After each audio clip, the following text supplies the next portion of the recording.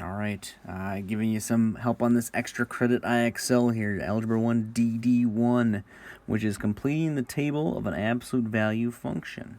They're going to give you the function right here, as you can see, okay, and then you're just going to plug in, they're saying, right, the f of m, we've talked about functions this year, f of m equals, that means m is the variable they're plugging numbers into, and they're going to plug in these numbers right here, 18, 20, 22, and 24, so you're going to plug those in.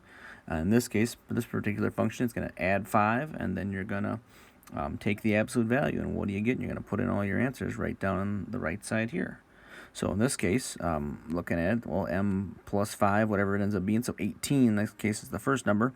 18 plus 5 would be 23, and the absolute value of that would be 23. 20 plus 5 would give me 25, absolute value would be 25. 22 plus 5 would give me 27, absolute value is 27. 24 plus 5 is 29, absolute value is 29. This one's kind of nice, okay, so nothing I have to deal with in terms of the positives and negatives, but we'll see what the next problem brings us. But this is the idea of the IXL. Here's what you're doing for DD1. Okay, this next one, completing the table, if you look at the function, it's not like a misprint or anything. Take a look. F of k equals the absolute value of k. And there's nothing else going on. There's nothing to add or subtract or multiply by. But you're just going to put each of the values over in here in for k, take the absolute value, and then what would you get out for this function? So this first one, when you put negative 1 in, take the absolute value, you would get 1. Put in 0, absolute value of 0 is still just 0. Put in 1, absolute value of 1 is also just 1. Put in 2, absolute value of 2 is 2. So in this case, you'll see sometimes you get some repeat numbers there, but that's okay because it's the absolute value function. That can happen.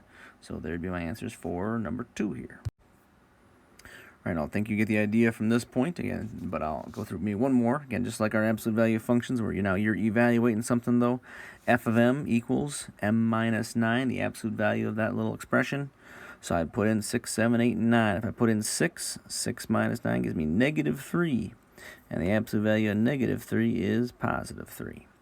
7 minus 9 would be 2, or I'd say it would be negative 2. Absolute value of negative 2 would be just 2. If I put in 8, 8 minus 9 would be negative 1. Absolute value of negative 1 would be positive 1. And if I put in 9, 9 minus 9 is 0. Absolute value of that is 0 as well. Okay.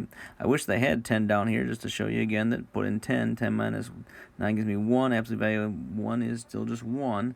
Again, it's just to show how that kind of happens with absolute value functions. It kind of goes down and goes back up sometimes.